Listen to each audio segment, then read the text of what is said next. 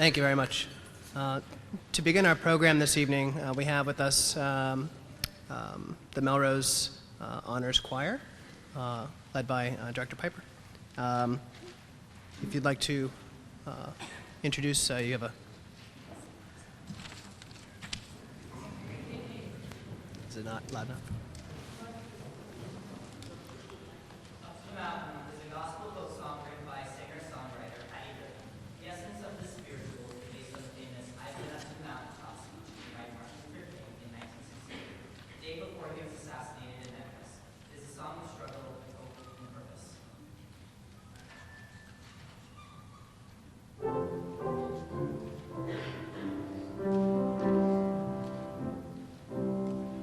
I went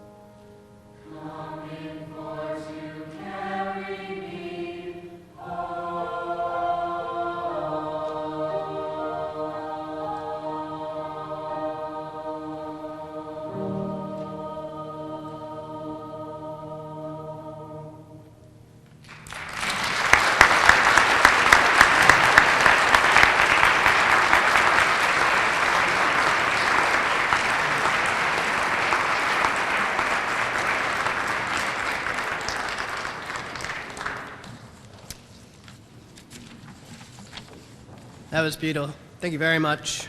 One more hand again for the Melrose Honor Choir.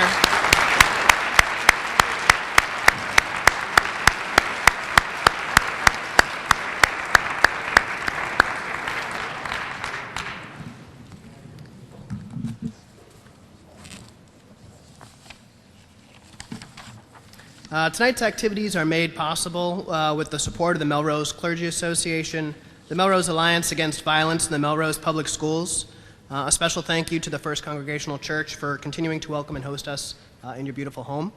I'd like to acknowledge our guests and dignitaries this evening, Mayor Dolan, members of the Board of Aldermen, members of the Human Rights Commission, members of the school committee, and representatives from Melrose Public Schools, Senator Lewis, Representative Broder, and Middlesex District Attorney Marion Ryan, Chief Lyle, members of the Melrose Clergy Association, representatives of our co-sponsoring organizations, student essayists and their families, and all of our residents, friends, and guests, welcome.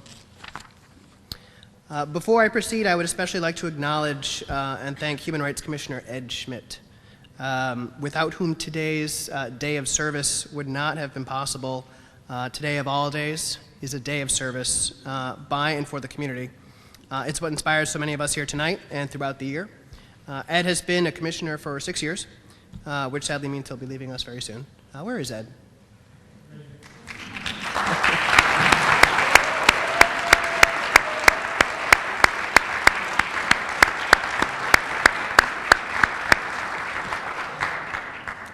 In those 6 years, Ed has been the epitome of dedicated, persistent, and loving service to the community and a role model to the rest of us who've since joined the commission, certainly a rock that I've relied on. So thank you, Ed. This would not have been, today would not have been possible without your efforts. The Day of Service is a project for which Ed is quite passionate, and once again, he and his team hit it out of the park. For those who had the opportunity to attend and participate this morning, thank you. And thank you, Ed, all the volunteers and all the institutions and groups partnering in this year's projects. Today is also a day of remembrance and celebration of an American icon, a gentleman to whom we pay our profound respects and who still today sets an example of the power of words, unwavering principle, and noble acts of nonviolence in the face of injustice. We acknowledge our responsibility to work toward his vision, the vision that he and others fought to achieve. It's up to us and to our children to ensure the dream is realized. Dr. King's work has inspired countless people around the world, including many right here at home, right here in this room. And as we look up to Dr. King, we look up to those whose work he inspires, so many of you. We look up to it because following one's principles for the benefit of the greater good and to help others in need takes courage. Doing so, unflinching and without fear of reprisal, deserves our respect, whether it's standing up to a bully, calling out injustice when you see it, or taking steps to remedy a wrong. Doing so takes courage, putting oneself out there, and for lasting change, it takes perseverance. In that spirit, we're joined this evening by the Melrose chapter of the group White People Challenging Racism, moving from talk to action. As its name indicates, WPCR, as it's commonly known, works to bring people together, to examine white privilege and racism, and to provide people with tools and resources to challenge and change the attitudes and actions that perpetuate racism. Well over 100 Melrose residents have graduated from their trainings, which include developing projects on which participants continue to work after they've completed the program. Joining us this evening is WPCR representative and graduate Julia Motlow. Is Julia here? To share a little bit about the projects behind WPCR and that are ongoing in the community today, if you'd like to.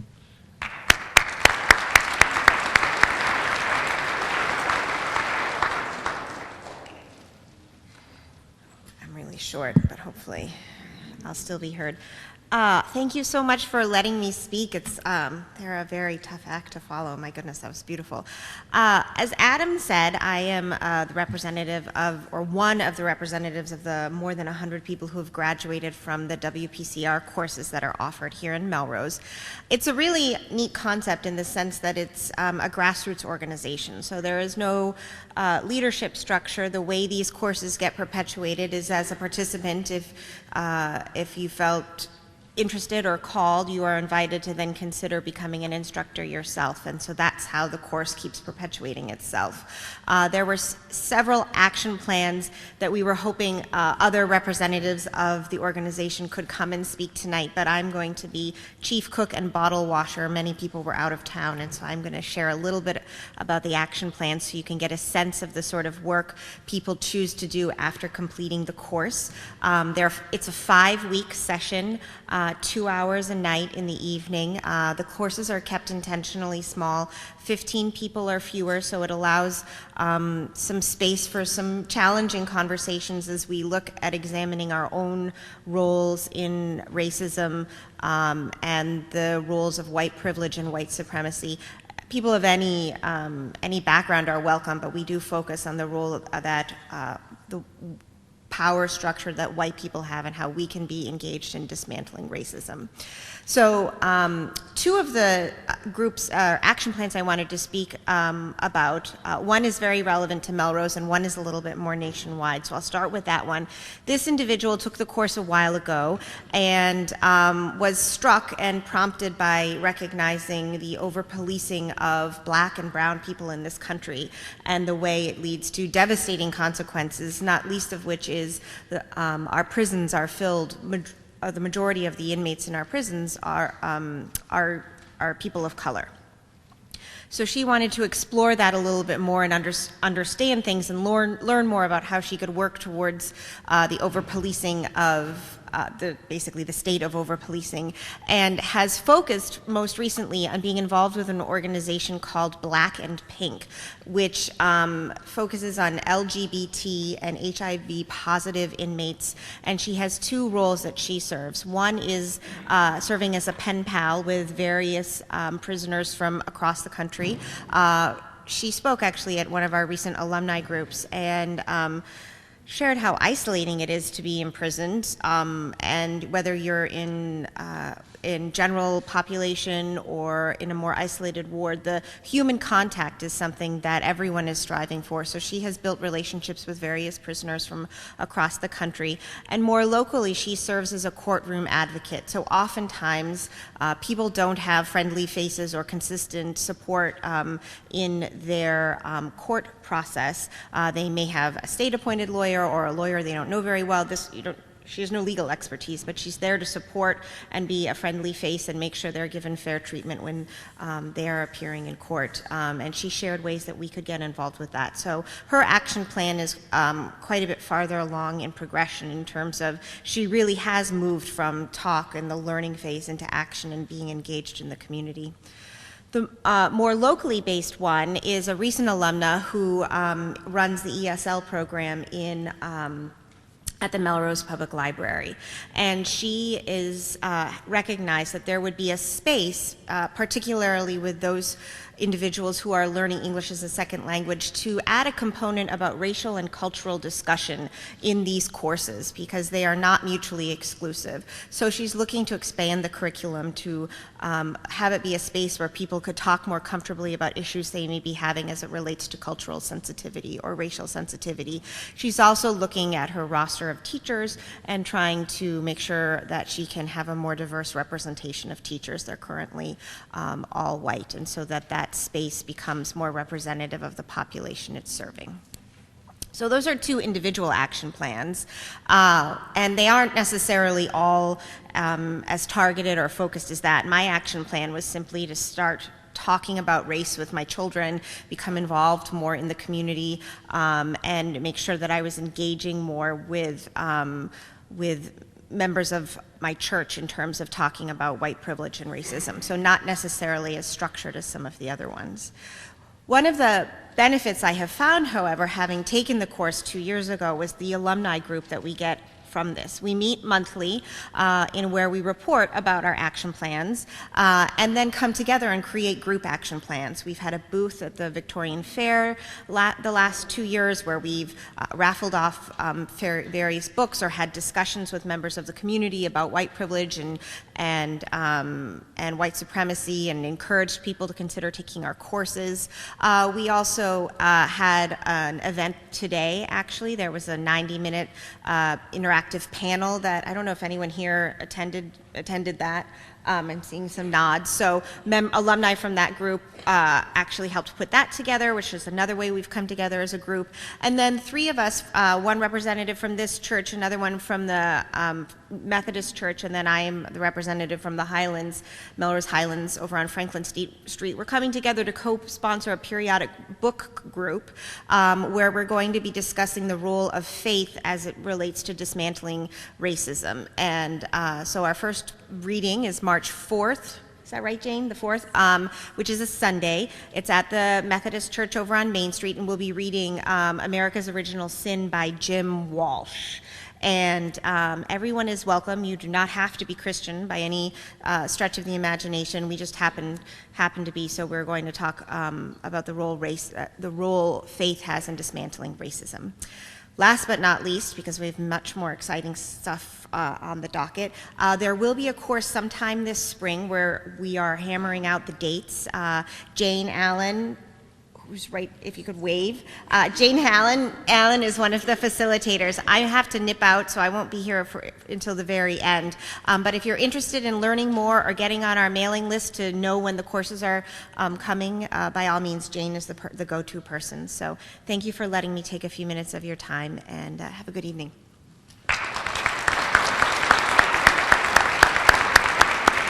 Thank you, Julia, and members of WPCR. That brings us to our next number. Just a moment. Joining us, this is a group that has joined us every year with some amazing numbers. Give your hands up to the MLK Day Choir.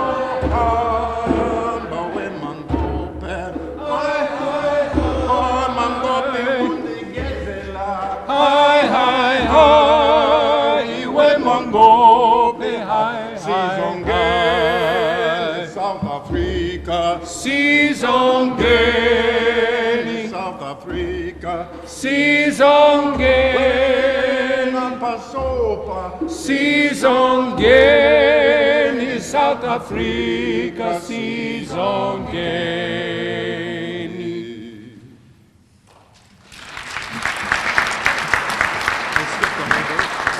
No, you didn't. Thank you, ladies and gentlemen. We are this year's edition of the Melrose MLK Day Choir, the MLK Day Choir. And allow me to introduce the members. Notzama, Taylor Robbins, Ed Bice, Philip Kokura, Dan Franklin, and with us this year, the amazing international percussionist, famous across many continents, Potomac Robbins.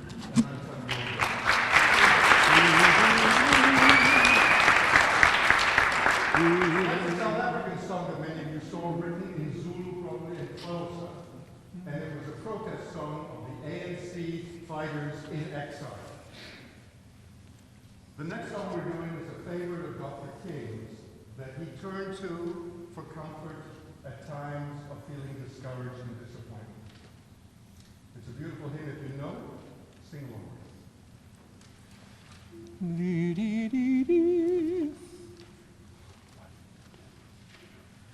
There is a balm in Gilead to make the wounded whole. There is a balm in Gilead to heal the sin-sick soul. Sometimes I feel discouraged and think my work's in vain, but then the Holy Spirit revives my soul again. There is a balm in Gilead to make the wounded whole.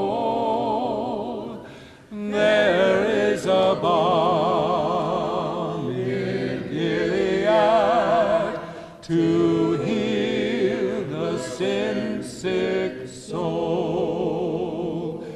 If you cannot preach like Peter, if you cannot pray like Paul, you can tell the love of Jesus and say he died for all.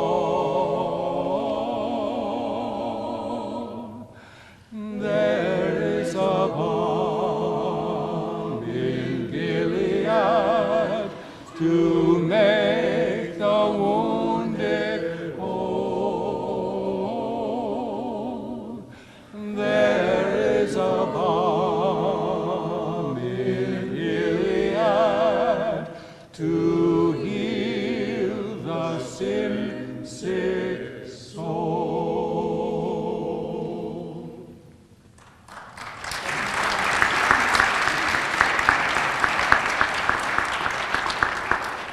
The next song was brought to us by Lulu Sama and her wonderful daughter Rebecca, who's going to be singing with us, but managed to somehow get stuck in the wrong weather in Haiti.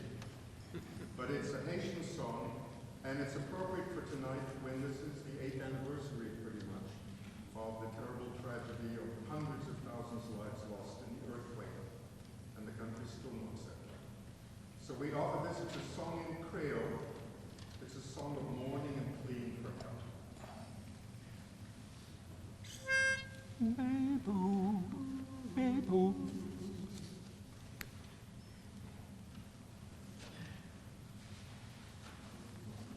Waiting for Tom? Oh, sorry.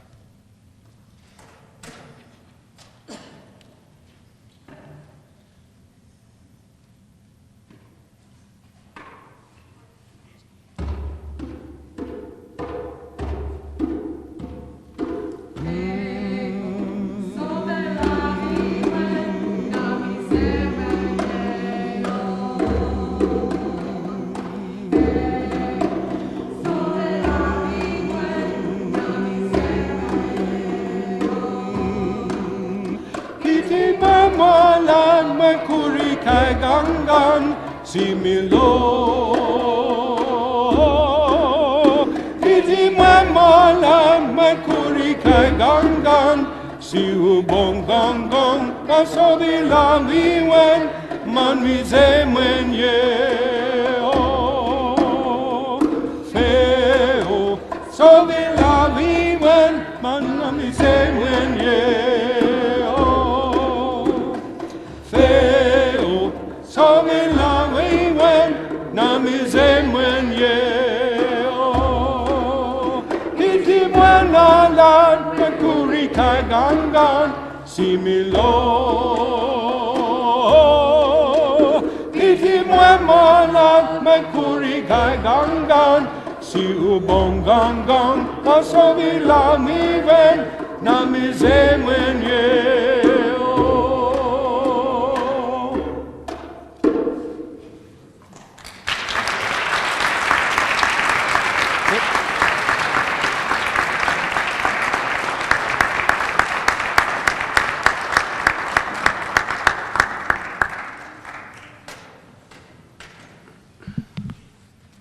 Thank you, MLK Day Choir. One more hand.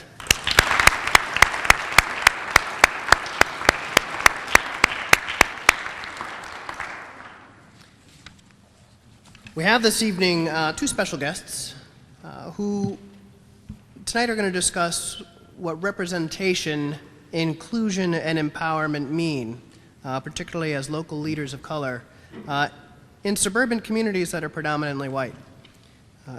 Joining us is Abba Taylor, Executive Director of the Winchester Multicultural Network, a grassroots organization dedicated to promoting recognition, understanding, and appreciation of diversity, advocating for civil rights. Ms. Taylor has been involved in social justice work for over 15 years, working with such organizations as the United Nations, African Services Committee, Liberty Hill Foundation, ACT UP, and others in uplifting myriad communities.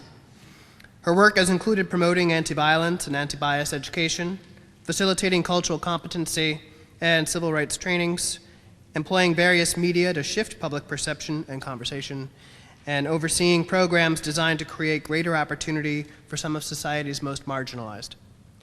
Also joining us is Manisha Butra.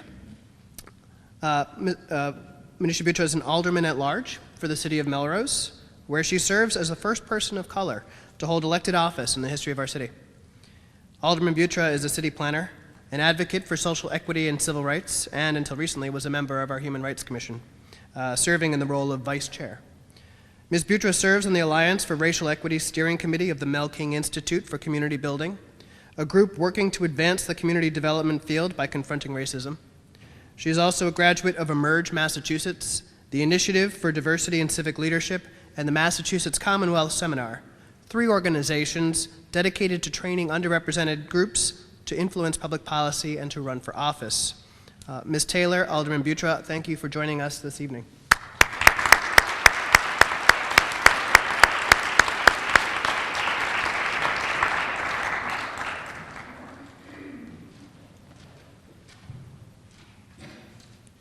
Microphones would help.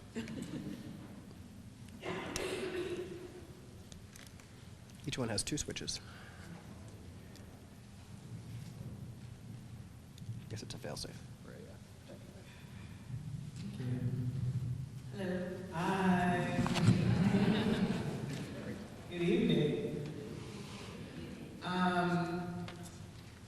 you want to start? Okay. Well, first of all, thank you so much for inviting me to Melrose. It's such an honor to be participating in this tradition with you all. What is it, 23 years? So congratulations to you all, and thank you. Yeah, it's an honor. I'm really excited to talk to my new friend here. We just recently met a few months ago. We were running for office, and I didn't know anything about her, but I was like, I hope she wins. And really, it was because I assumed that there had not been a lot of people of color running for this position, and I just immediately rooted for the candidate in that way. I want to start by talking a little bit about what MLK means to me, and then I'm going to pass it to yeah? Sounds great. Good. Actually, when I got invited to speak here, I, again, was really honored, and I wanted to share the platform with someone who is actually making history right now in this community. And so when I think about MLK, when I think about his legacy, it strikes me how much of a troublemaker he was when he was alive, and all these decades later, definitely with justification kind of put him on this pedestal, but it's important to remember that he was a human being with lots of flaws, and it was really difficult work that he was doing. I read somewhere that his approval rating when he was alive among white people was only 23%. So he was less popular than some people in the White House right now. And with black people, with African Americans, his approval rating was only 45%. So he was not this, well-received person that we have come to think of today. And it speaks to the courage, I think, that he had to embrace, and not only him, but others who were working with him and alongside him, and especially the women who were behind him in partnership with him, fighting for civil rights. And so I just want to put that out there and name that before we start our conversation. And again, I think the relevancy of getting more women of color in leadership positions, in civic engagement, in community service is really, really, really opportune. It's an important thing to acknowledge, especially in light of everything that we've seen happen in 2017, and that continues to happen. Thanks, Alba. Thanks for kicking it off. So, just kind of going back to that first, we had kind of maybe known of each other, or at least I knew of you, as, somebody that we were working with on the Human Rights Commission, and it's just kind of funny, like, one of our initial conversations when we were prepping for this day today was just sort of like that immediate feeling of connection that I realized in running for office here in Melrose. I felt over and over again with folks, as much as I sort of like be making calculations of how much does my identity play into, what my message is about. And sometimes I try to run away from it, sometimes I embrace it with both arms, but it always kept following me because it is sort of like finding those other voices is one way of amplifying and lifting up the diversity that is within our community. That's something I've really thought about a lot as a Melrosian. I've lived here for 4 years, and I think on a daily basis, just reflecting upon how, how did I end up here? How did we all end up here? And what is it that sort of ties us together, et cetera. So I'm really happy to be doing this with you. And we just wanted to sort of have a conversation today about sort of our experiences as women of color working in the various fields. And I guess to kick it off, I'm curious a little bit if you could tell us about your experience in Winchester, which is kind of, again, when we were chatting, we talked about your work in Winchester, and it also sort of like how you have the experience of working there and living in a different community, and just sort of curious if you want to reflect a little bit on that. Sure. Yeah, that's what I was trying to figure out. So I grew up in Boston. I'm from Boston, and I wanted to get their children here, so I won't use my normal language. I wanted to get out of Dodge as quickly as possible when I was an adult, as soon as I was, able to drive, basically. And so I left Boston, I think, when I was 18 or 19, and was traveling around the world. My parents are immigrants, so I got to experience a lot of. I just always had a sort of bicultural sensibility growing up, and was really intrigued by what life outside of the United States was like.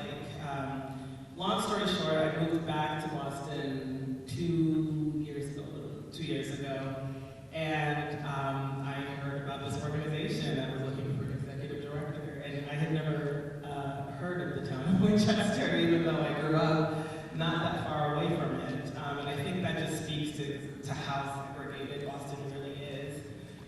So I got the job, and I started working there, and I knew that it was, the town of Winchester was predominantly white, but that there is diversity in Winchester. It's not an exclusively white town.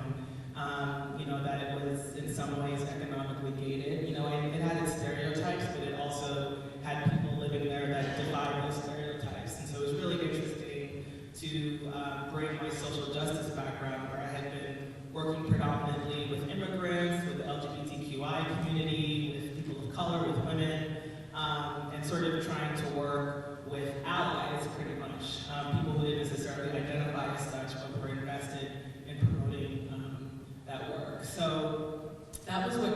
to Winchester.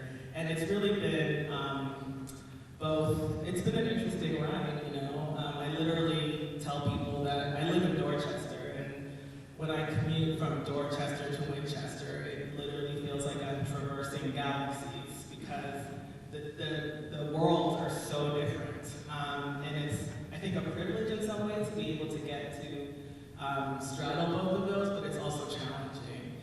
And I see my role in Winchester as one where I can bring some of those perspectives, but it's really important to me as someone who's not from that community to help give people the tools on how they can further the work, because I won't always be there. I'm not there right now. But you know, the work has to go beyond just one person or one leader. So that's just my philosophy in general, and that's what I try to uplift in Winchester. What about you? So, is this on? Can you guys? Okay, I don't know what happened there. It started out on, and I don't think I turned it on. For those of you who attended the inauguration the other night, I think Mayor Dolan outed me as being from Iowa. I grew up in Iowa, and the funny thing is, the very first time I remember driving into Melrose, I came here I worked at the Metropolitan Area Planning Council, the city planner.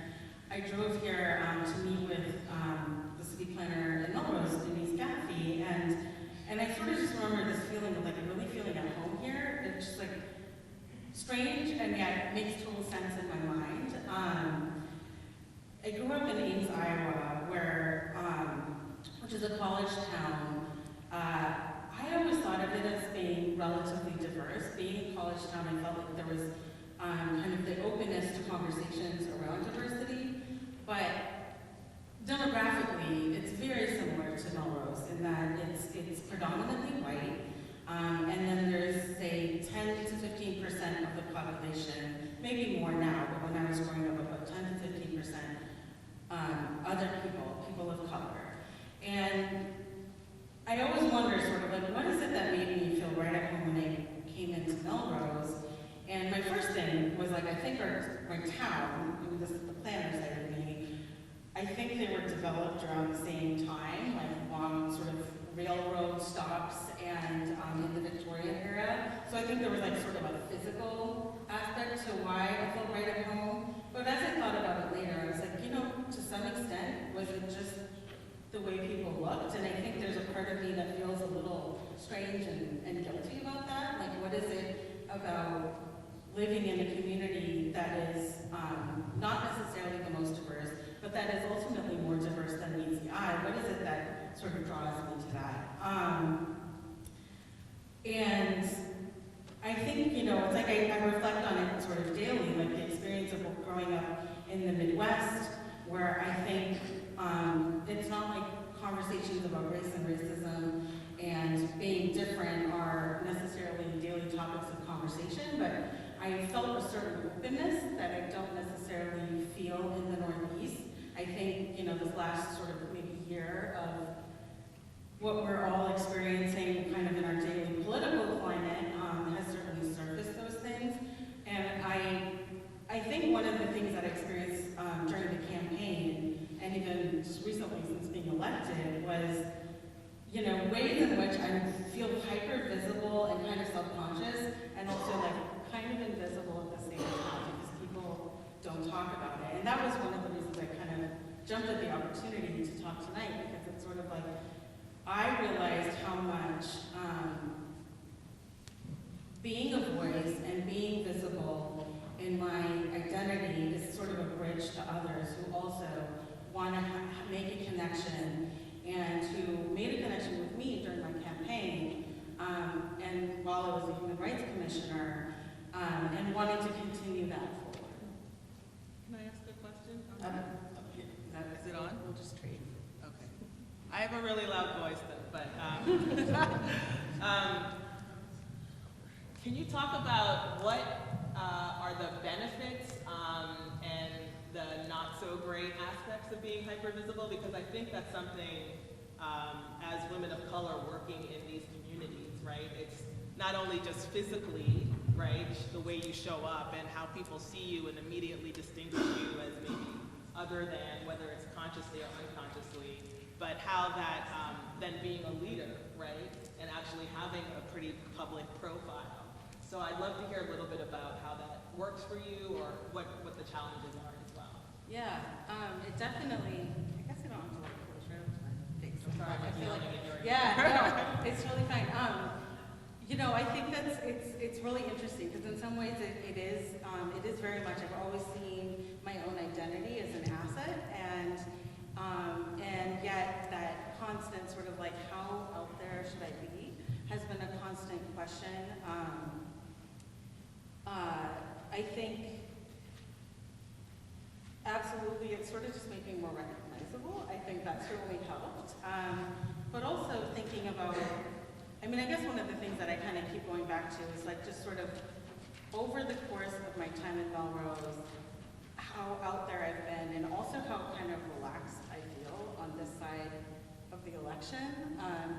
Realizing that in the beginning, when I was running for office, feeling like sometimes that's all people would see, whether or not I said it or not, that all people would see was that I'm a woman of color, and that I was different. I wasn't, I mean, I don't know to what extent, like I actually expected the fact that I haven't lived in Melrose and that I was a woman of color to come up much more explicitly during the campaign, but I think it was just something that was in the backdrop of sort of like, how much do I talk about that in my messaging? How much is it my bio as city planner and also human rights commissioner? Like, how do I adjust that bio depending on who I'm talking to? And what I found over and over again, like I sort of said in the beginning, was like, in the beginning, I was really, really conscious, and by the end, it's like, I can't really separate the two. I never really have been able to. I think this is sort of like what gives me a lens to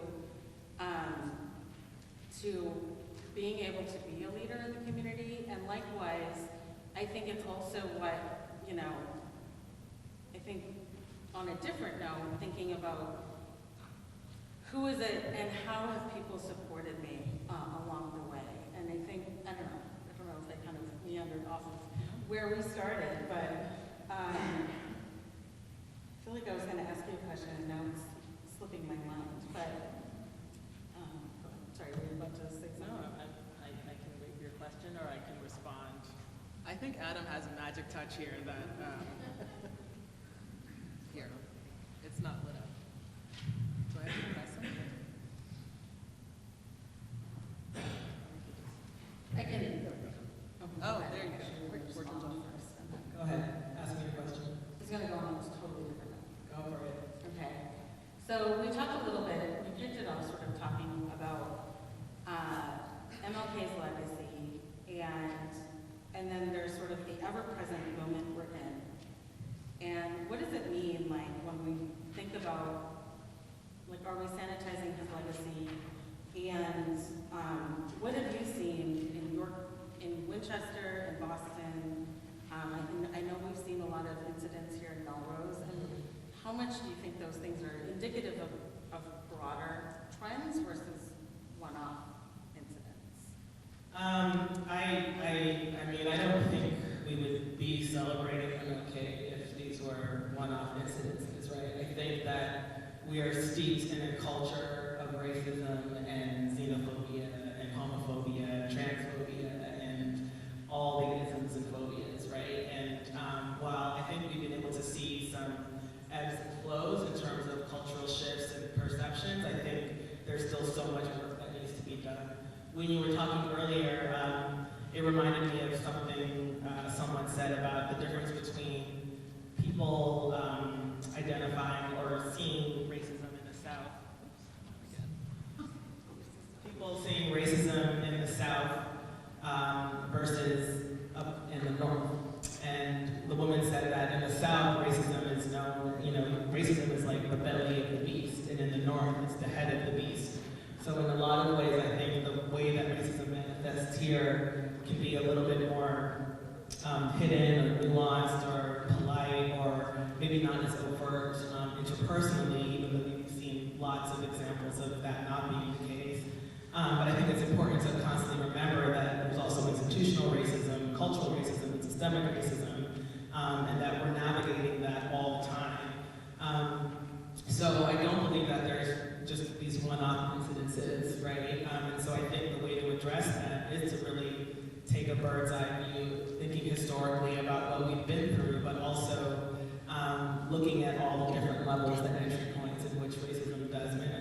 all the incidents again. And, you know, I think there's a lot of really amazing work to be done, and I have to be reminded that there's a lot of difficult stuff out there, but there's also some really amazing people in this room, sitting right here, who are working towards civil rights and justice every day. And so I think part of what we have to do is also uplift those stories and share what has been working in communities. Again, not with the idea that we just check off a box and say, okay, we're done with that, we did that, we fixed that. This is definitely work, again, that I like to talk about. The system is 500-600 years old. You know, it's going to take multiple generations for us to undo it. So it's about what we do now. It's about how we teach our children to continue doing the work and our grandchildren. One of the things I'm thinking about is sort of like, how do we make sure as a community that we are continuing to talk about both things that have happened in our community that are really ugly, and make sure that those conversations are happening in groups of people that look like us, but also groups of people that are mixed, and working towards solutions as a group, but also celebrating some of the accomplishments we've made, and sort of just thinking kind of off the top of my head, particularly, I think I had kind of another lens into some of these things as a human rights commissioner recently, where it's like, yes, in our community, there are students from the elementary school all the way to adults and high school students who have experienced hearing the N-word. There are kids in our community who are called terrorists. There are swastikas that get trampled into the snow or whatever the case might be. There are people who are sort of looked at in our community as though they're not really from this country, etc. There are some really ugly things that I've seen as a commissioner that I think sometimes we have a tendency as a community to want to say, well, that was just a couple of jerks or, you know, whatever. And to me, they've always been part of a bigger sort of systemic thing, which is not to say that we are way off course as a community, or that we are any worse than any other community, but that we too have these challenges and we need to face them. And that's something that I hope to sort of continue dialogue on and be like more explicit, continue to work with the commission, continue to work with all of you on. On the other hand, you know, one of the things I've been thinking about too is some of the positive experiences that I found very affirming. I think just sort of, again, referencing our phone call earlier, you asked me, or text message maybe, you asked me what I was gonna wear tonight. And it's like such a sort of like simple question, just getting ready for an event, you just sort of want to be prepared. And it brought me back to the first community iftar dinner during Ramadan. And many of you may know, I don't know if Maya's in the audience, I didn't see her earlier, but Maya Jamaluddin is a fellow human rights commissioner, and she kicked off doing an annual iftar dinner during the holy month of Ramadan, right at the end, or actually anytime during Ramadan, we do this as an annual event. And something about having this event, I'm Hindu, I'm Indian. Hindus and Muslims sometimes, like, you know, it's fraught. But culturally, I felt such a connection to Maya and to that event that I suddenly felt empowered to wear a sari in my community, something that I had previously, like, compartmentalized as something that happens at Indian events amongst Indian people, not in my community, like people don't see me that way. And ever since then, I think I've been like sort of more conscious about bringing in a little bit of that flavor. So like tonight I wore this scarf that actually I bought at a wedding this summer. And it's a traditional Rajasthani scarf from Rajasthan in India. And it's like made of tie-dye and it's something that I remember wearing during, again, while I was campaigning. It's like sort of a subtle, like, this is who I am. And I think the point being not so much what did I wear, but more just that feeling of like, having some sort of cultural opportunity, even though it wasn't my direct experience. I had never celebrated an iftar before. I wasn't that familiar with Islam, but doing that with another community member opened up a whole new door to me and created a space for me to become more comfortable. And I would love to see us do more and more of that as a community. I think we have so much richness within this community, whatever heritage you come from, and I hope that we celebrate it more.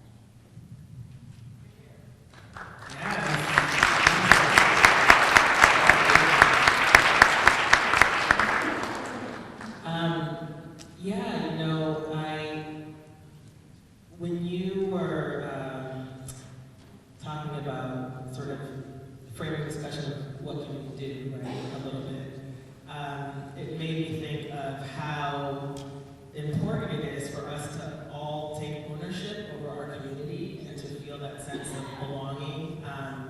And again, maybe some people maybe have heard me say this, but I think about oppression, racism, all forms of oppression, sort of like the house that we live in, right? It's not necessarily something that we built, but it's our responsibility to take care of, you know? And part of being in community with each other is being able to like be in each other's spaces, like literally take care of our shared, property, our world together. So I think that for me, someone who loves to travel, again, as I talked about being bicultural, growing up bicultural, being part of so many different communities, sub-communities, identities, right, that I can't isolate. I just can't, I don't want to. But recognizing the richness in all of those and being like, wow, if everybody has that opportunity, right? Everybody has that opportunity to have exposure to something outside of themselves, right? And to me, it only enriches your experience as a human being. And so I think the more people also have exposure to different kinds of experiences, the more empathy they can build, the more they can want to work together and also identify where there are similarities or there are places where it's like, oh, your suffering actually impacts my suffering and vice versa, right? And so once you get to that place, it becomes almost difficult to turn a blind eye and to say, well, that's not really my problem, or that just happens over there, right? When Charlottesville happened, there was a lot of discussion about, and I think there was some kind of mini campaign like, this isn't our country, this isn't us, and I said, no, it is us, right? This is us.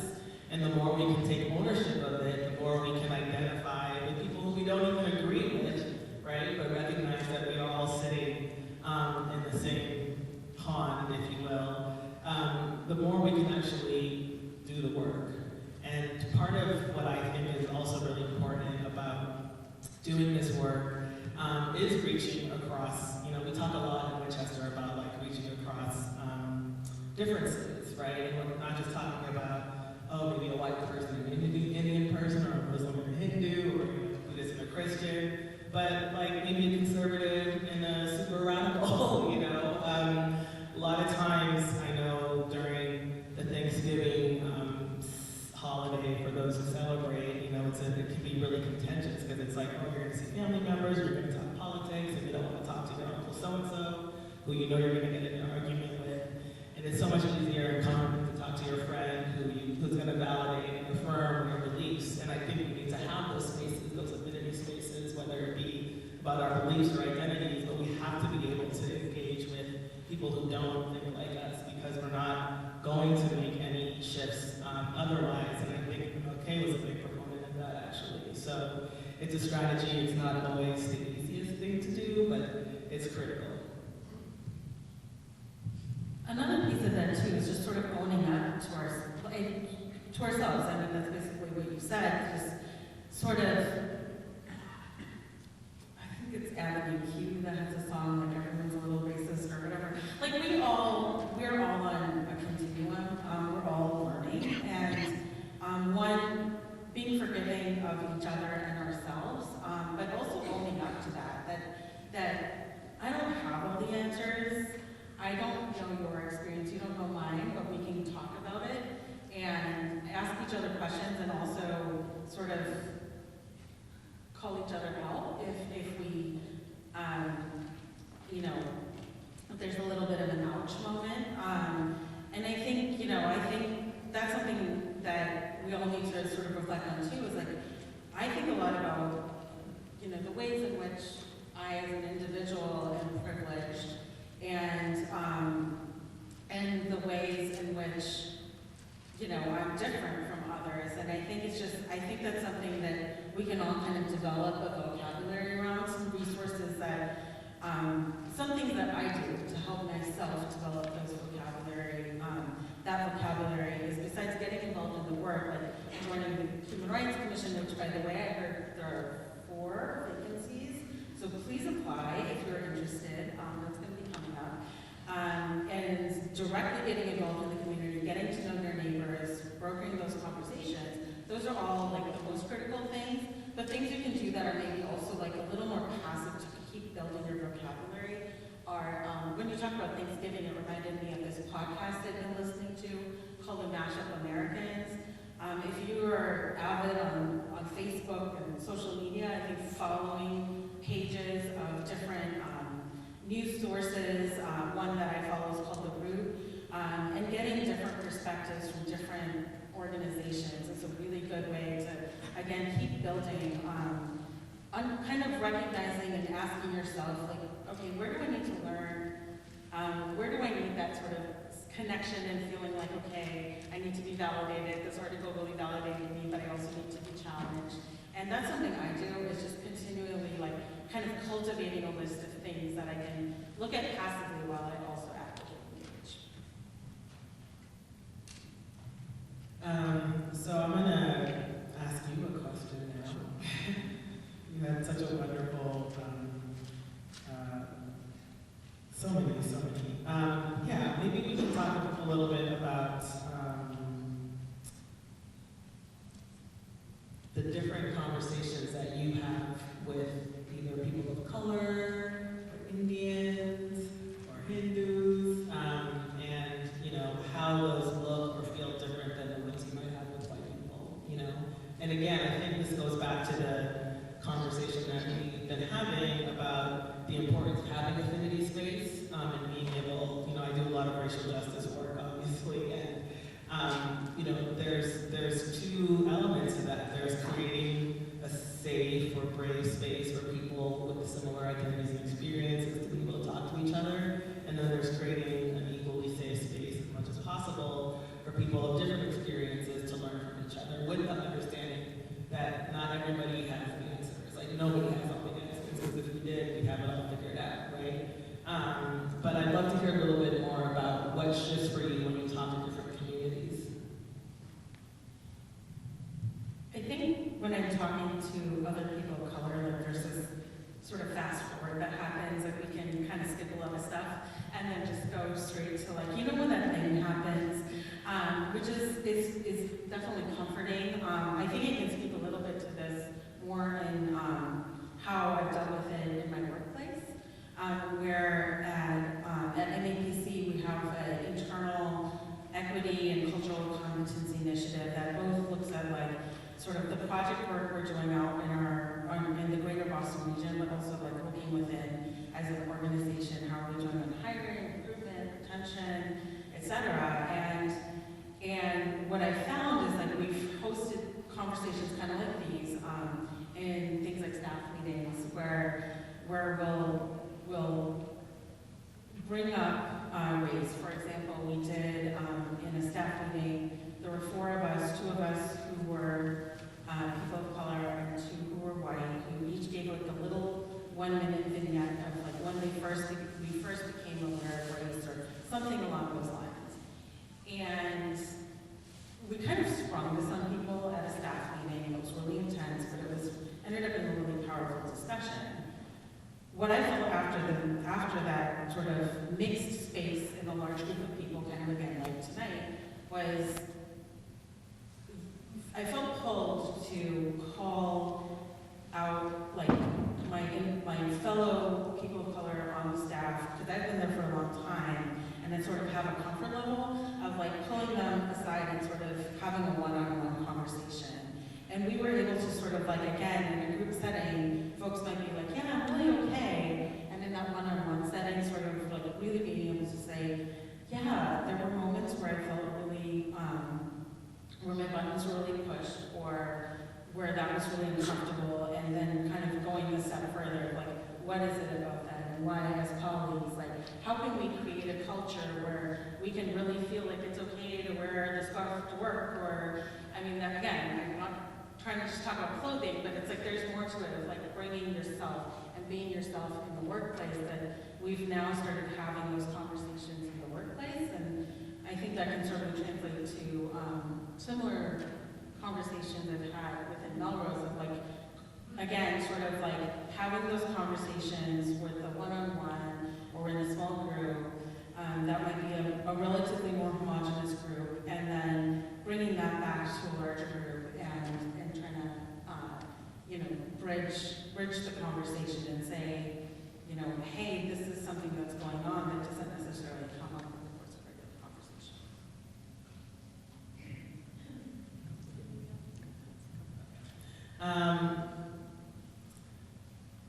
Something else you said now is struck me, and it's something that we're working through in Winchester. And the Winchester Multicultural Network is 26, almost 27 years old, right? So we're not spring chickens. You know, we've been around. I think we've done amazing work in our community, and in a lot of ways been a model for other communities and other organizations to do similar work. And 26 years later, the conversations are different. They look different. We're using different language, right? And so the word multicultural has a different sort of sensibility than it did in 1991. And one of the things that we're talking about a lot now is being able to distinguish, like, diversity is really important and we want to always have that. But what does inclusion look like, and what does equity look like? And these are terms that are, you know, newer, I think, in the fields for the last 10 years or so. But they're important, I think, to be able to make those distinctions as you're going out and doing this work for, you know, justice and civil rights. And so part of what I'm thinking about when you were talking is the impact of inclusion, right? Not just having a lot of different kinds of people in a workspace or in any kind of space in the community, but actually inclusion, like having them feel empowered, having them be able to kind of bring their scarves and their beliefs and their leadership in their own right to whatever space or community we're talking about. So I think a good way of closing is maybe thinking about this question that you posed, which is how can we amplify minority voices within our communities? And, you know, I think I just gave away a little bit of the answer to why it's important to do so, but I think that would be a nice way to close out this conversation.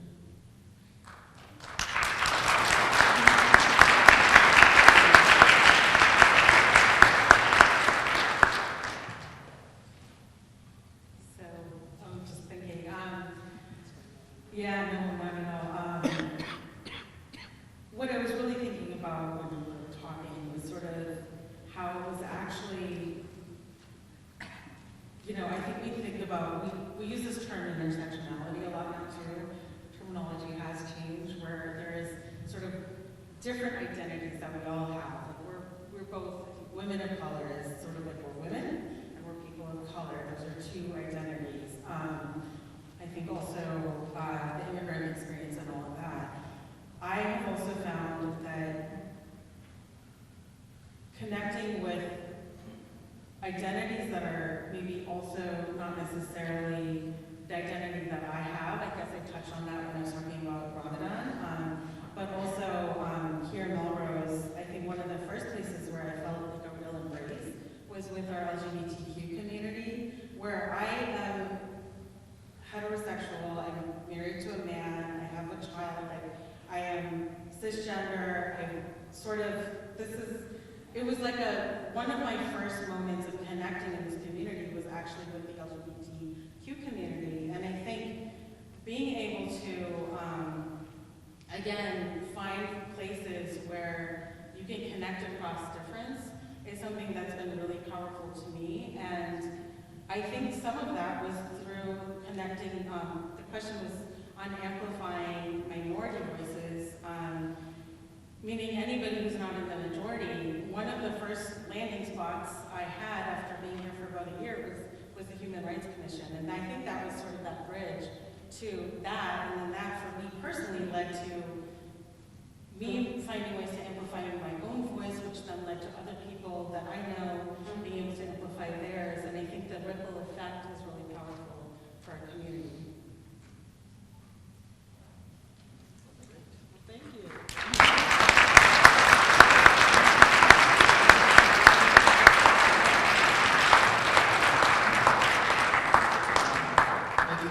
Thank you, Anisha. One more hand, please.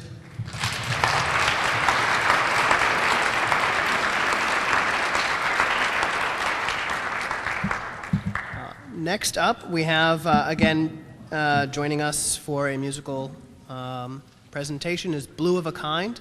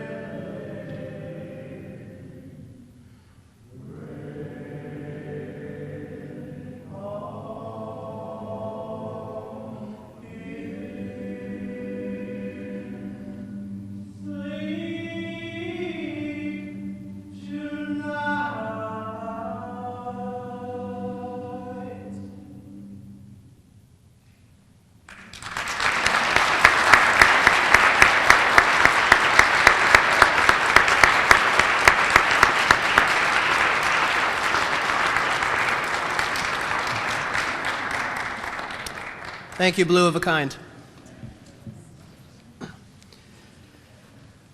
Touching on some of the topics that Alderman Butra and Ms. Taylor alluded to earlier, it sort of was a nice segue into our next portion here. This year, the Human Rights Commission and the Melrose Public Schools held their third annual essay contest in honor of Dr. King.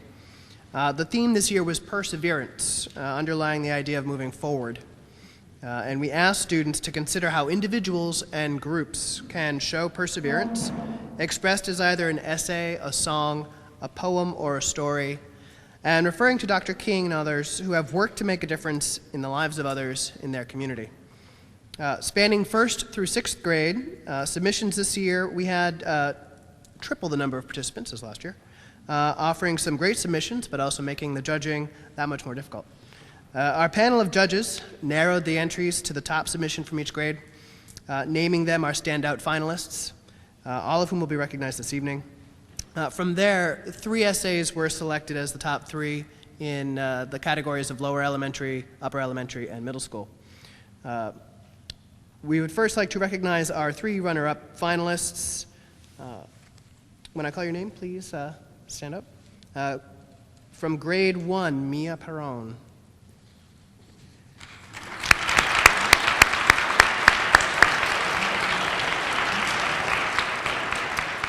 Grade 2, Luke Cheng.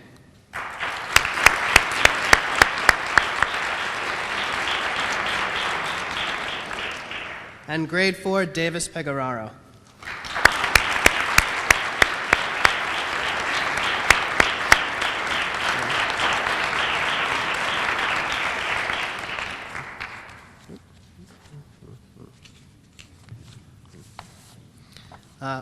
Each of these individuals will receive a certificate of honorable mention. Ms. Perron.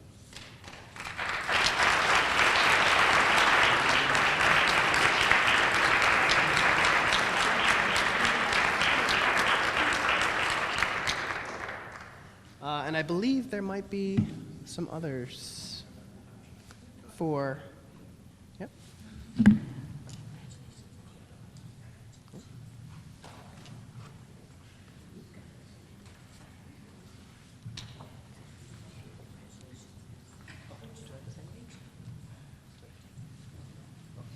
You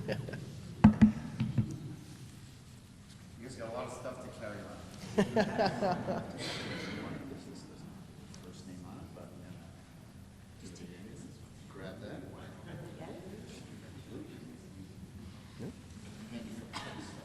Right. So individuals are receiving a certificate of commendation from the District Attorney's Office.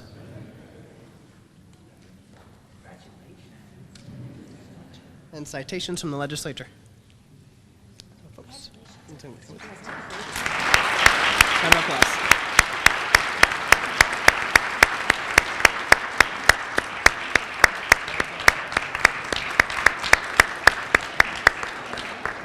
Great.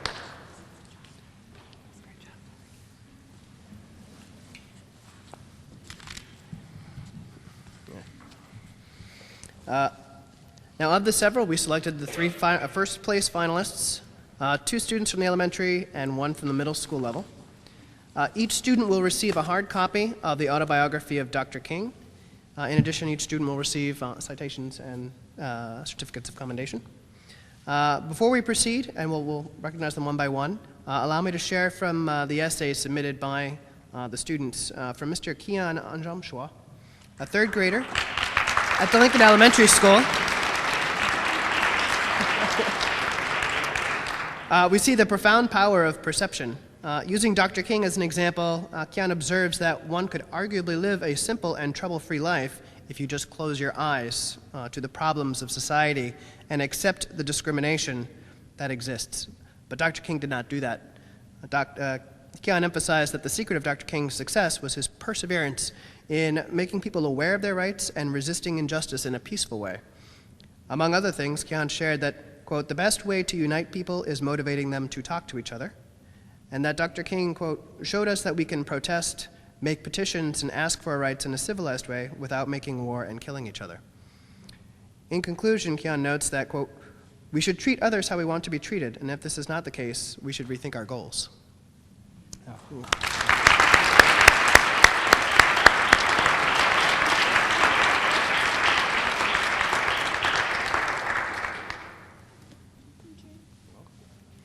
don't go anywhere. Miss Abby Dennison, a 5th grader at the Winthrop Elementary School, wrote a poem entitled Hope, Love, Perseverance.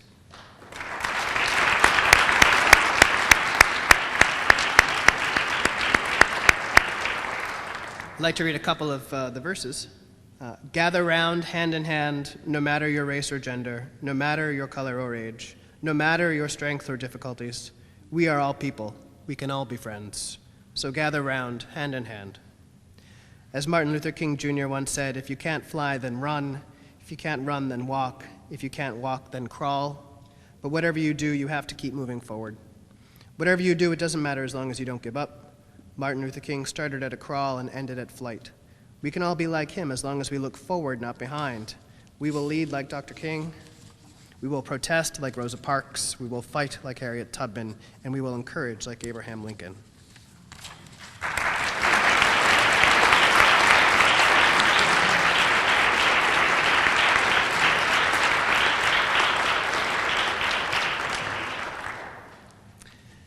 Last but not least, Mr. Paul Nault, a sixth grader at Melrose Middle School. Paul?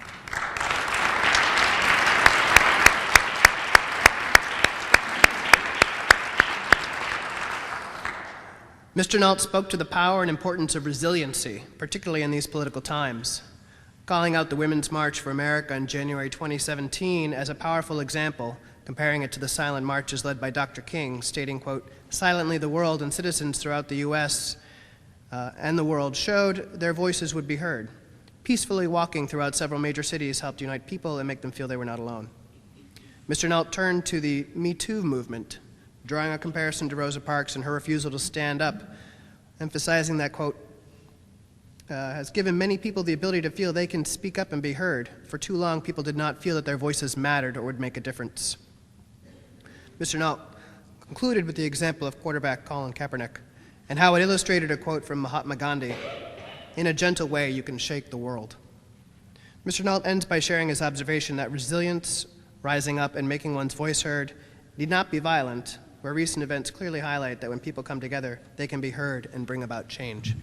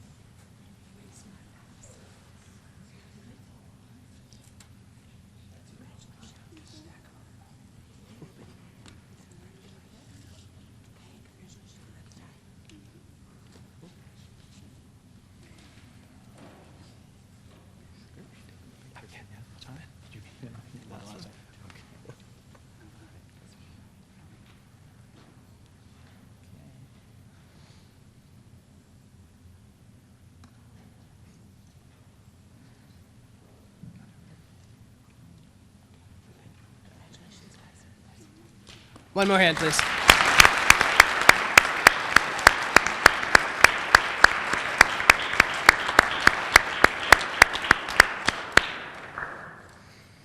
Each of those pieces nicely captured the spirit and lessons of Dr. King that we talked about tonight, that many of us know or have read about, and the power of perseverance. They were standout among so many great submissions. Some of you may have noticed that since the new year, the Commission has shared many of the selected quotes of Dr. King, most of which presently adorn his memorial in Washington, D.C. One such quote I'd like to leave you with is this: make a career of humanity, commit yourself to the noble struggle for equal rights. You will make a greater person of yourself, a greater nation of your country, and a finer world to live in. As the children so nicely addressed in their essays and poems this evening, it takes perseverance. Thank you again for joining us this evening. We're not quite done, though. But thank you to everyone who helped make this event possible and to everyone who gets out in the real world to organize, contribute, and create the change we need. At this point, we transition to a tradition here in Melrose of a choral reading of Dr. King's speech. I believe someone went around earlier with selected portions of the Dream speech. If those folks could have them and line up in order 1 through 26.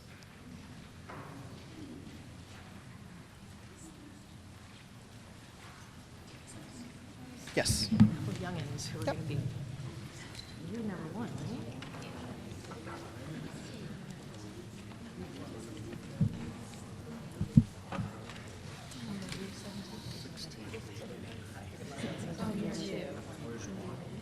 This is one. 16. And 7. 7 goes down that. Go that way? Oh, I was going to have them go that way. 3. What number? Okay. 15 number. All right. Oh, I heard 15. Good. Yeah, I'm 14. Where's 2? I'm thinking to come forward. 3. So they'll let just pass the microphone?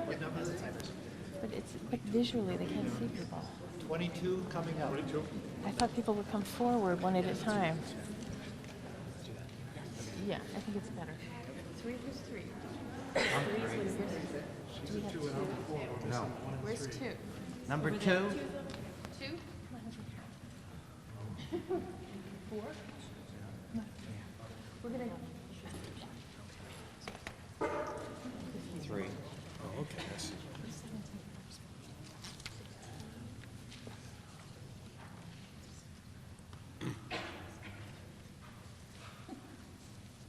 I am happy to join with you today in what will go down in history as the greatest demonstration for freedom in the history of our nation.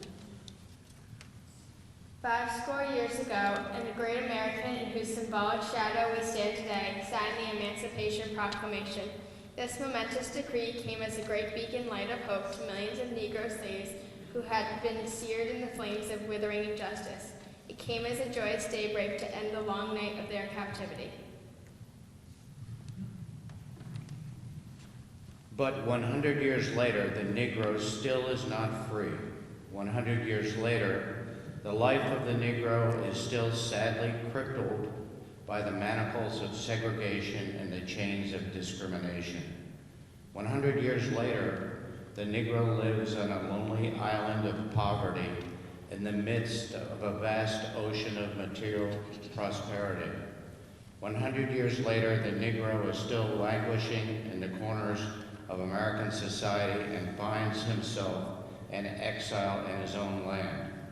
So, we have come here today to dramatize a shameful condition.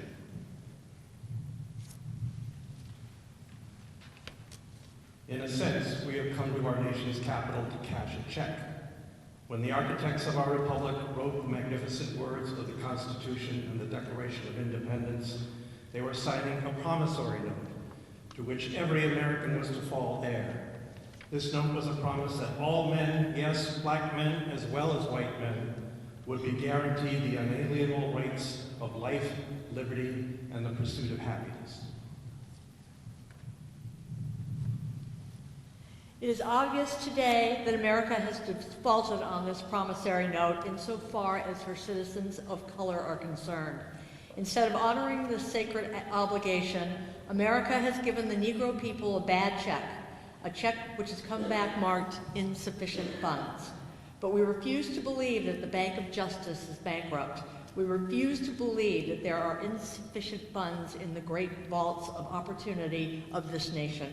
So we have come to cash this check, a check that will give us, upon demand, the riches of freedom and the security of justice. We have also come to this hallowed spot to remind America of the fierce urgency of now. This is no time to engage in the luxury of cooling off or to take the tranquilizing drug of gradualism. Now is the time to make real the promises of democracy. Now is the time to rise from the dark and desolate valley of segregation to the sunlit path of racial justice. Now is the time to lift our nation from the quicksands of racial injustice to the solid rock of brotherhood. Now is the time to make justice a reality for all of God's children. It would be fatal for the nation to overlook the urgency of the moment. This sweltering summer of the Negro's legitimate discontent will not pass until there is an invigorating autumn of freedom and equality. 1963 is not an end, but a beginning. Those who hoped that the Negro needed to blow off steam and will now be content will have a rude awakening if the nation returns to business as usual. There will be neither rest nor tranquility in America until the Negro is granted his citizenship rights. The whirlwinds of revolt will continue to shake the foundations of our nation until the bright day of justice emerges. But there is something that I must say to my people who stand on the warm threshold which leads into the palace of justice. In the process of gaining our rightful place, we must not be guilty of wrongful deeds. Let us not seek to satisfy our thirst for freedom by drinking from the cup of bitterness and hatred. We must forever conduct our struggle on the high plane of dignity and discipline. We must not allow our creative protest to degenerate into physical violence. Again and again, we must rise to the majestic heights of meeting physical force with soul force. The marvelous new militancy which has engulfed the Negro community must not lead us to a distrust of all white people, for many of our white brothers, as evidenced by their presence here today, have come to realize that their destiny is tied up with our destiny. They have come to realize that their freedom is inextricably bound to our freedom. We cannot walk alone. As we walk, we must make the pledge that we shall always march ahead. We cannot turn back. There are those who are asking the devotees of civil rights, when will you be satisfied? We can never be satisfied as long as the Negro is the victim of the unspeakable horrors of police brutality. We can never be satisfied as long as our bodies, heavy with fatigue of travel, cannot gain lodging in the motels of the highways and the hotels of the cities. We cannot be satisfied as long as the Negro's basic mobility is from a smaller ghetto to a larger one. We can never be satisfied as long as our children are stripped of their selfhood and robbed of their dignity by signs stating for whites only. We cannot be satisfied as long as the Negro in Mississippi cannot vote and the Negro in New York believes he has nothing for which to vote. No, no, no, we are not satisfied and will not be satisfied until justice rolls down like rivers, like waters, and righteousness like a mighty stream. I am not unmindful that some of you have come here out of great trials and tribulations. Some of you have come fresh from narrow jail cells. Some of you have come from areas where your quest for freedom left you battered by the storms of persecution and staggered by the winds of police brutality. You have been the veterans of creative suffering. Continue to work with the faith that unearned suffering is redemptive.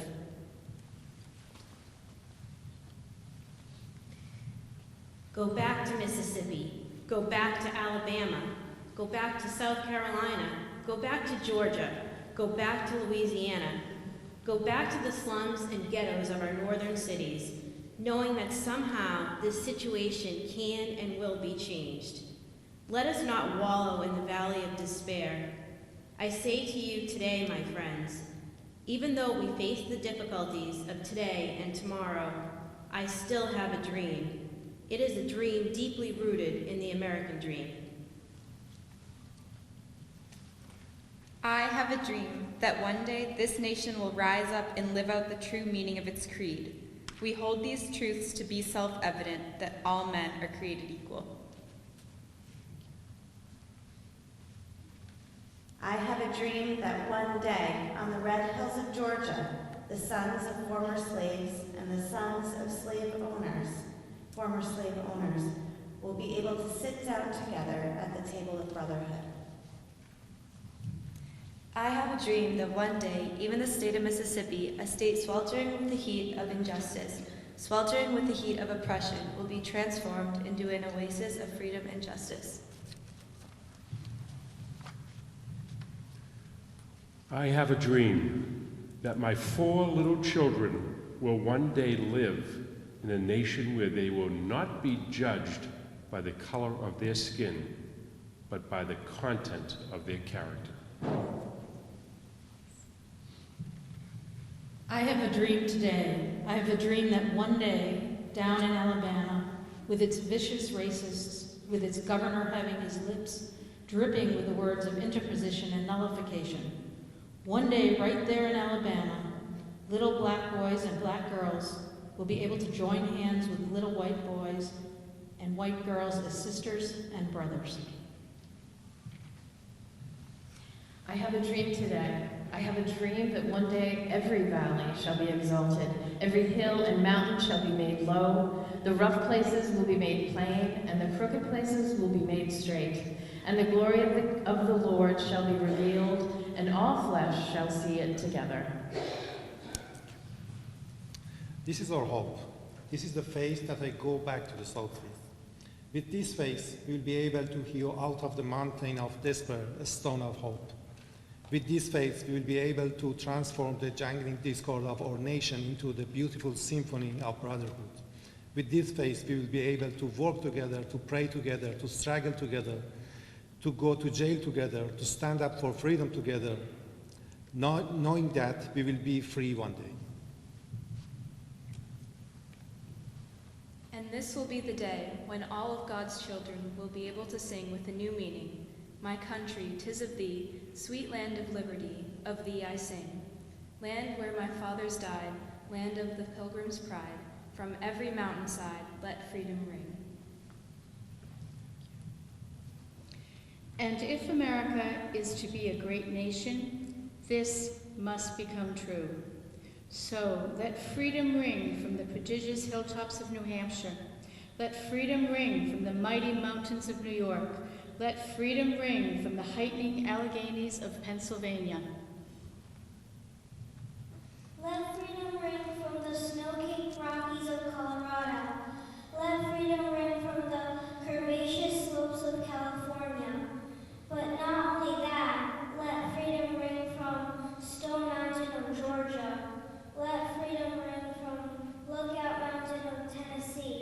Let freedom ring from every hill and molehill of Mississippi. From every mountainside, let freedom ring. And when this happens, when we allow freedom to ring, when we let it ring from every village and every hamlet, from every state and every city, we will be able to speed up that day when all of God's children, black men and white men, Jews and Gentiles, Protestants and Catholics, will be able to join hands and sing in the words of the old Negro spiritual, free at last, thank God Almighty, we are free at last.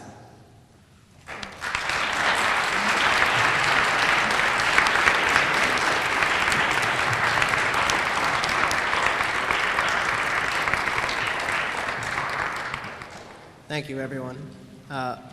In closing, I'd like to invite everybody to stand and form a circle around the room.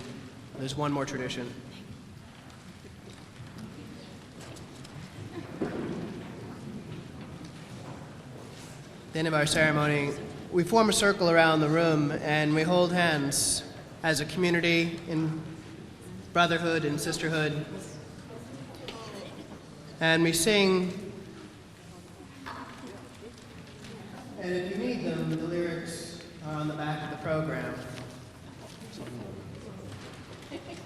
The song, We Shall Overcome. Sooner or later. Is there Your hands cold? Are they? Nice and warm. Yes, my ears.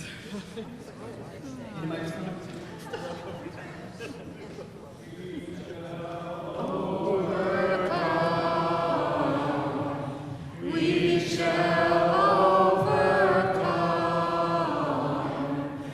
We shall overcome someday. Oh, deep in my heart, I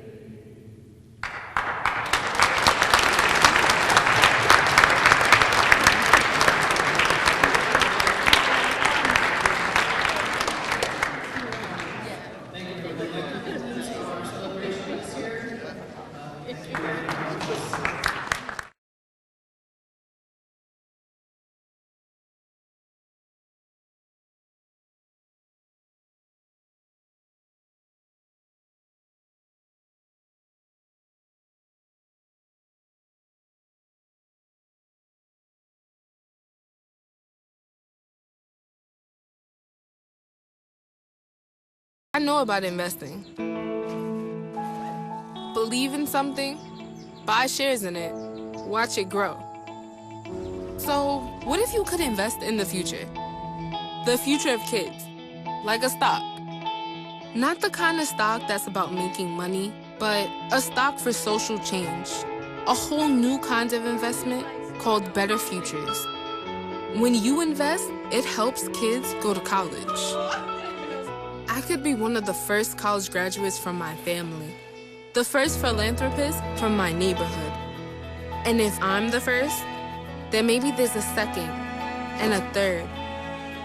Believe in us, invest in us, watch us grow. My name is Sydney, and I'm your dividend.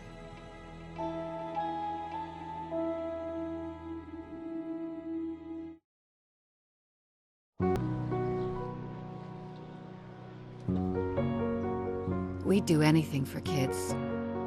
Yet 1 in 6 children in the U.S. struggle with hunger. Help end childhood hunger near you. Learn how at feedingamerica.org. Most of my family, they never graduated high school or even let alone go to college, so I'm trying to break that barrier. My daughter Brooklyn was also a motivation for me to go back to school. It's been so amazing to be able to give our child the life that we kind of pictured us having, even though we didn't really have that. I've been in foster care my whole life. He's so strong to just be able to leave that all behind and still be able to take care of his daughter and be a good husband. Every day after work, went straight to school, studied hard, and it paid off. I could not have done it alone. We've been through so much in our life, and he never used that as an excuse, but as motivation to do better. I see the future is really bright for me. The high school diploma is just added to the confidence, and now I feel unstoppable. Find free adult education classes near you at finishyourdiploma.org.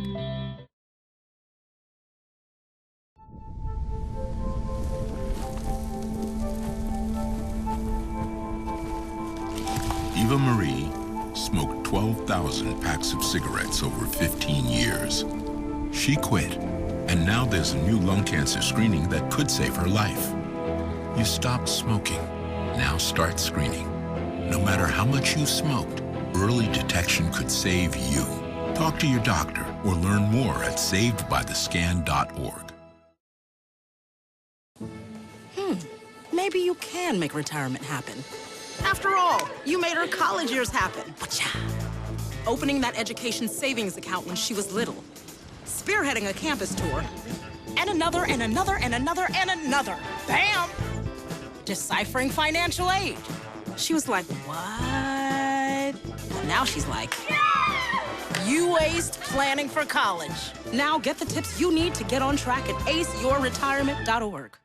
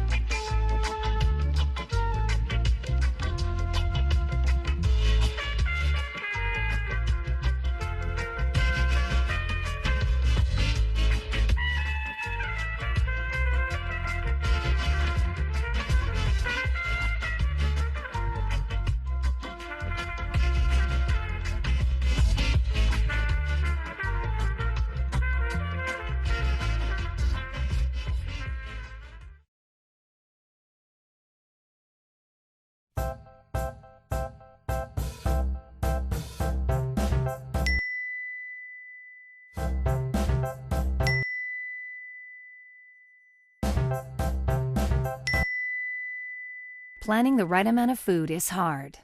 The Guestimator makes it easy. Just tell it who's coming and what's for dinner. Then it tells you how much to make. And yes, it even plans for leftovers.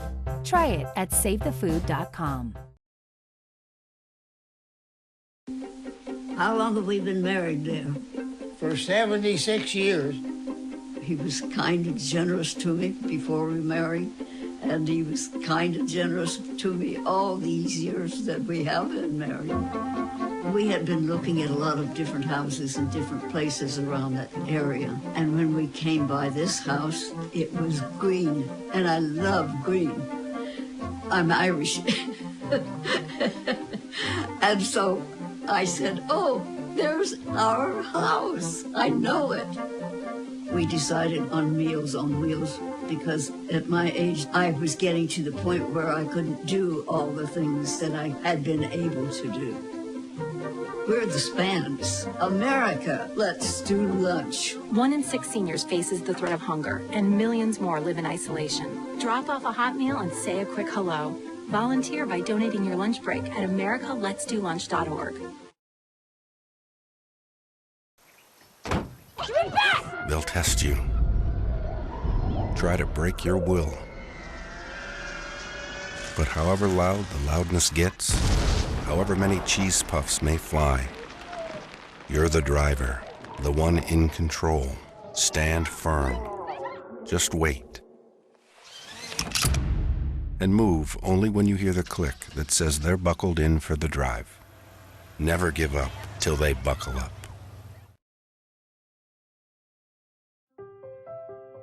So we were walking to school. At the corner, we waited for the traffic light. I started thinking about lunch. Mom pat me turkey and cheese. She's I really smart, want cheese pizza, but like at Luigi's. sometimes her mind wanders. They have this video game there, and Kate's got the high score. We should have a sleepover. Maybe I should pack my pajamas. I remember saying, Laura? Laura? I think I heard Mom say something. The sign says don't walk. Sometimes it's so overwhelming. When we finally got there, she gave me a hug goodbye. I really hope she doesn't I have really another hope I bad don't day have at another school bad day at today. school today. When you can see learning and attention issues from their side, you can be on their side. That's why there's Understood.org, a free online resource for the parents of the 1 in 5 kids with learning and attention issues. Here you'll get personalized recommendations, practical tips, daily access to experts, and more. Go from misunderstanding to Understood.org.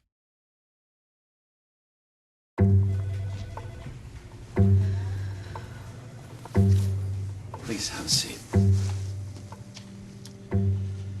I'll be honest. Your resume is not what I'm used to. I know. Okay, so what would you bring to my company? What do you need?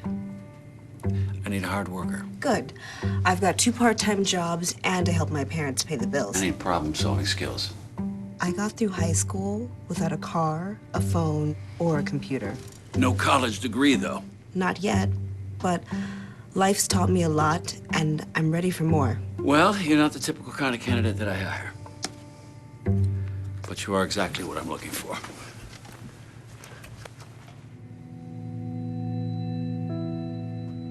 Your company could be missing out on the candidates it needs most. Learn how to find, cultivate, and train a great pool of untapped talent at gradsoflife.org. Todd's a great guy. I mean, look at him. What a sweetheart. Attaboy. Wait, Todd, what are you doing? How totally selfish and un-Todd-like of you. Come on, Todd. Come on, man.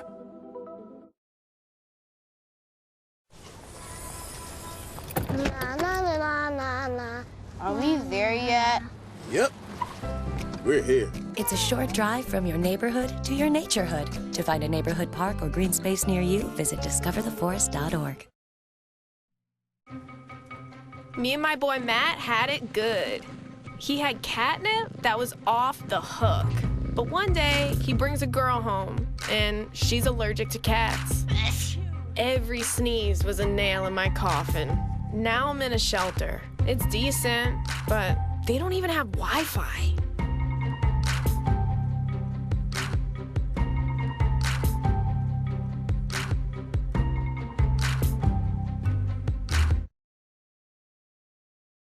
Once there was a boy who did the same thing again and again.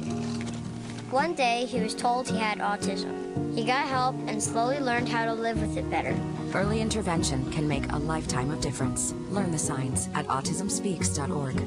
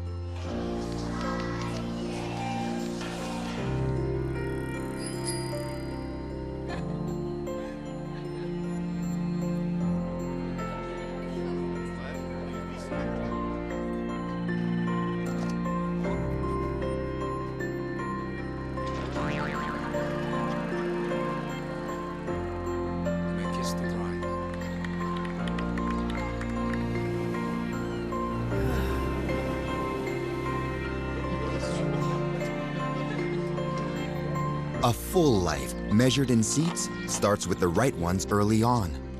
Car crashes are a leading killer of children 1 to 13. Learn how to prevent deaths and injuries by using the right car seat for your child's age and size. I love you. My poetry is about viewing the world as I saw it as a young man, and down to the ages I continued to write verse. I used that as a creative expression, but it also helped me through life because I could address certain issues, certain feelings, and certain appreciations. I'm a retired school psychologist, and helping people was my thing. After my stroke, when Meals on Wheels started, I was on the other end of the stick, so to speak. And suddenly I realized I was there where those other people were. My name is Julius Gaines, creative writer, poet, photographer. America, let's do lunch. 1 in 6 seniors faces the threat of hunger, and millions more live in isolation. Drop off a hot meal and say a quick hello. Volunteer by donating your lunch break at americaletsdolunch.org. 145 over 92. 180 over 111. 182 over 100. And I had a heart attack and a cardiac arrest. And then a stroke. This is what high blood pressure looks like. You might not feel its symptoms, but the results from a heart attack or stroke are far from invisible or silent. My memory is shot. When I woke up, I couldn't speak. I can't button up a shirt. I can't run. I've had to learn to swallow again. That's the only moments that I have. And I'm 33, so I never see this coming. If I would have followed a treatment plan, I would not be in this situation. Had I done this, had I done that, hell, I messed up. Get back on your plan, or talk with your doctor to create an exercise, diet, and medication plan that works for you. Go to loweryourhbp.org. Head to toe, everything's changed.